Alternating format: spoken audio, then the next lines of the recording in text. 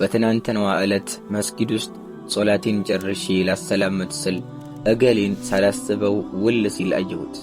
አይኔን አላመንኩትም። ጥቂት ቆይቼ ወደሱ በመሄድ እሱ ነው አይደለም ብዬ አትኩሬ አየሁት። በእርግጥም በደሙና በስጋው እሱ ራሱ ነበር። አላህን በጣም እየፈራ ሆኖ በተረጋጋ መንፈስ ስርዓቱን እየጠበቀ ሶላት ይሰግዳል።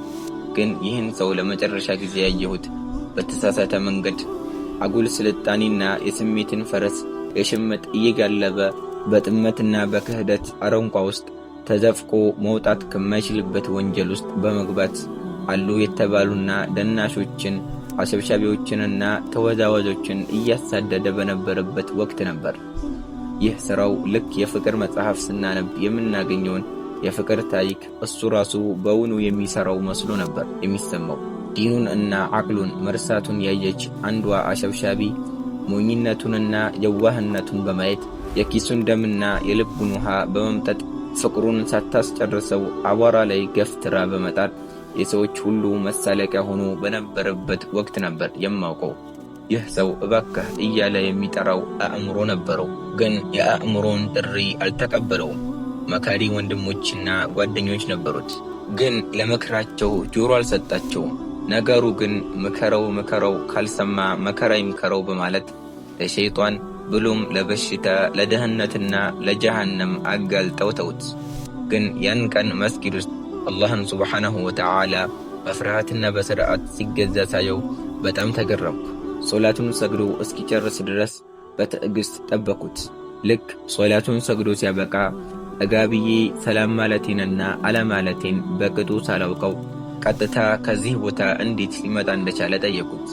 እሱም እንዲህ አለኝ፣ አይ አንተ የድሮ ጓደኛዬ፣ ከዚህ ቦታ አመጣጤ ብዙ አስገራሚና አስደናቂ ታሪክ አለው አለኝ። እስኪ ታሪኩን ምን እንደሆነ አጫውተኝ አልኩት። እሱም በመገረም ይህን ታሪኬንማ እዚህ አላህ ቤት ውስጥ ልነግርህ ይከብደኛል። መስማት ከፈለክ ወደ ቤቴ እንሂድ እና ታሪኩን ላጫውተህ አለኝ። እኔም ታሪኩ ምን እንደሆነ ለመስማት በጉጉት ወደ ቤቱ ተከትየው ሄድኩ። እሱም እንዲህ ሲል ታሪኩን ያጫውተኝ ጀመር። አሁን እኔ ወደ አላህ ሱብሓነሁ ወተዓላ ቶብቼ መመለሴ ከአላህ የተሰጠኝ ስጦታ ነው። ሰበብ ያደረገልኝ ደግሞ መስጊድ ውስጥ ያየሃቸው ሼኽ ናቸው። አላህ ጀዛቸውን ይክፈላቸውና በእነዚህ ሼኽ ምክንያት አላህ ሱብሓነሁ ወተዓላ የጥመትና የተሳሳተ መንገድ ከተከተልን በኋላ እኔም ሆንኩ እኔን መሰል ብዙ ሰዎችን ቅኑን መንገድ ሰጥቶናል፣ መርቶናልም። ለዚህም አልሐምዱሊላህ። በእርግጥ ድሮ እንደምታውቀኝ በዲናቸው ጠንካራና ብርቱ የሆኑ በርካታ የዳዕዋ ሰዎችን አውቅ ነበር።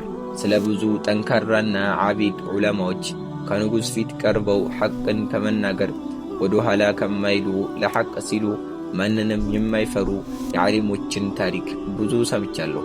ግን ወላሂ እልሃለሁ እንደነዚህ አይነት ሼኽ ጠንካራና ጀግና ተዋውቄም አይቼም ሰምቼም አላውቅም አለኝ።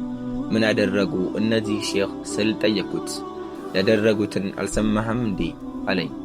በእውነት አልሰማሁም፣ እባክህ ንገረኝ እኮ እነዚህ ሼኽ ምን አደረጉ ብዬ ጠየቅኩት። በዳንስ ቤት ውስጥ ዳዕዋ አደረጉ አለኝ። እኔም ይህንንስ አላምንም አልኩት። እንዴት እስካሁን አልሰማህም? ከዚህች አዱንያ ርቀሃል ማለት ነው። ወሬው እኮ በየጋዜጣዎቹ ተዘግቧል፣ በየመንገዱም ተነግሯል። ሰው ሁሉ ለብዙ ጊዜ አውርቶታል አለኝ። ታዲያ ሼኹ በዳንስ ቤት ውስጥ ምን አይነት ዳዕዋ አደረጉ አልኩት። በመጀመሪያ ሼኹ ሁልጊዜ መስጊዱን ሲመለከቱት መስጊድ ውስጥ የሚያዩአቸው የተለመዱ ፊቶችን ሽማግሌዎችና ጎልማሶች ብቻ ናቸው። ከዚህ በፊት መስጊዱ በወጣት ተማሪዎች እና በወጣት ሰጋጆች ይሞላ ስለነበር ሼኹ ይህን ነገር እያሳሰባቸውና እየከነከናቸው መጣ። ከዕለታት አንድ ቀን ለሽማግሌዎችና ለጎልማሶች እንዲህ ሲሉ ጠየቁ። የሰፈሩና የከተማው ወጣቶች የት ሄዱ? ሽማግሌዎች ግን ሊነግሯቸው ፈቃደኛ ባለመሆን ዝም አሏቸው። ሼኹ ጥያቄያቸውን በመድገም ከዚህ መስጊድ ውስጥ የሚሰጠው ትምህርት እኮ ከናንተ በበለጠ የሚመለከተው ወጣቶችን ነው። ታዲያ እነዚህ ወጣቶች የት ደረሱ? የት ሄዱ? ሲሉ ጠየቁ። ሽማግሌዎቹም እንግዲህ ሼኹ ይህን ያህል ካመረሩ መናገር አለብን ብለው በማሰብ እንዲህ ሲሉ ነገሯቸው። የከተማው ወጣትማ የሚያመሸው ሲኒማ ቤት፣ ዳንስ ቤትና ቁማር ቤት ነው አሏቸው። ዳንስ ቤት፣ ሲኒማ ቤት ደግሞ ይህ ምንድነው ሲሉ ሼኹ በአግራሞት ጠየቁ። ለምን ብትለኝ ሼኹ ስለነዚህ ነገሮች አይተውም ሰምተውም አያውቁም። ሼኹ መልሰው ዳንስ ቤትና ሲኒማ ቤት ምን እንደሆነ ሽማግሌዎቹን እንዲያብራሩላቸው ጠየቁ።